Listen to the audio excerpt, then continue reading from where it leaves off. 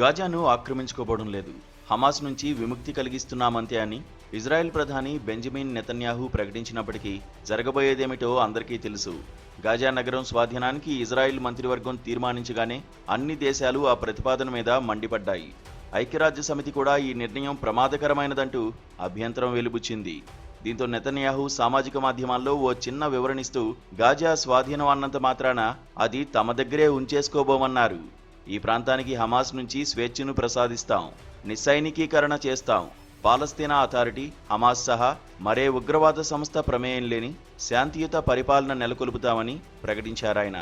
తన ఈ చర్యలతో హమాస్ దగ్గర ఉన్న ఇజ్రాయిలీ బందీలకు విముక్తి దొరుకుతుందని, ఇజ్రాయెల్కు గాజా నుంచి శాశ్వతంగా ముప్పు ఉండదని ఆయన భవిష్యత్తు దర్శనం చేశారు. ఇంత చక్కగా చెబుతున్నా కూడా భద్రతా మండలిలో అమెరికా తప్ప శాశ్వత సభ్య దేశాలన్నీ నెతన్యాహు నిర్ణయాన్ని తప్పుబట్టాయి.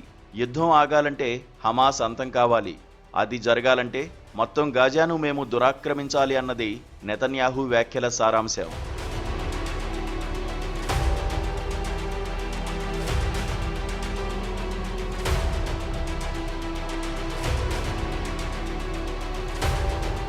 ప్రపంచ దేశాల ఈ ఖండన మండనలు, అభ్యంతరాలు నెతన్యాహును నిలువరించలేవన్నది నిజం.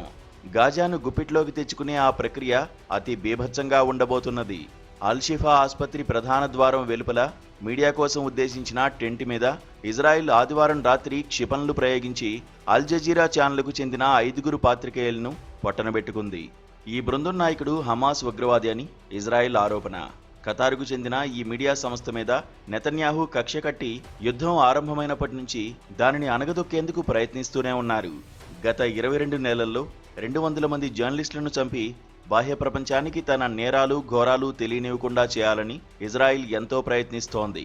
ఇప్పుడు మరింత భీకరంగా గాజాలోకి చొరబడబోతున్న నేపథ్యంలో మీడియాపై ఆదివారం నాటి దాడి ఒక బలమైన హెచ్చరిక.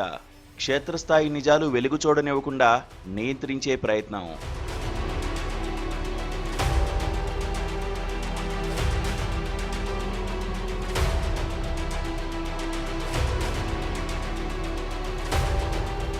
స్వతంత్ర పాలస్తీనా రాజ్యం ఏర్పాటయ్యే వరకు ఆయుధాలు వదిలేది లేదని, అది ఏర్పడిన తర్వాత భవిష్యత్ పాలస్తీనా అథారిటీకి తానే స్వయంగా ఆయుధాలు అప్పగిస్తానని హమాస్ అంటోంది.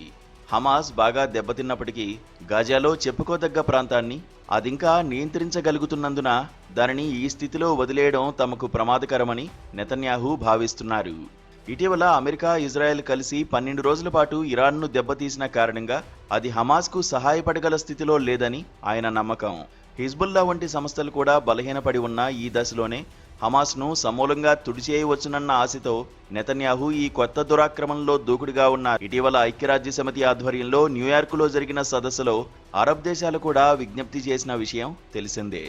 అక్టోబర్ 7 దాడిని అవి ఖండించడం కూడా ఇదే తొలిసారి. 3 అరబ్ దేశాలు, 4 పశ్చిమ దేశాలు, 2 ముస్లిం దేశాలు కలిసికట్టుగా చేసిన ఈ ప్రతిపాదనలు అటు హమాస్కు, ఇటు ఇజ్రాయెల్కు కూడా కాలు వెనక్కి తీసుకోవడానికి మంచి మార్గం. కానీ 2 స్వతంత్ర సార్వభౌమ దేశాలుగా ఇజ్రాయిల్, పాలస్తీనా పక్కపక్కనే మనగలగడం నెతన్యాహు దృష్టిలో అసాధ్యం. ఆయన అధికారంలో ఉన్నంత వరకు పరిష్కారాలకు దూరంగా కొత్త రూపాల్లో గాజా యుద్ధం కొనసాగుతూనే ఉంటుంది. గాజాను ఆక్రమించుకోబోవడం లేదంటూనే హమాస్ నుంచి దాన్ని వశపరుచుకునే నెతన్యాహు కొత్త ఎత్తుగడ 22 నెలల యుద్ధాన్ని మరికొంతకాలం కొనసాగించడానికి ఉపకరిస్తుంది. హమాస్ ఎదురు నిలవగలదా అన్నది ఇక్కడ అప్రస్తుతం. కానీ మరిన్ని చావులు, మరింత విధ్వంసాన్ని ఈ ప్రపంచం చూడాల్సి వస్తుంది.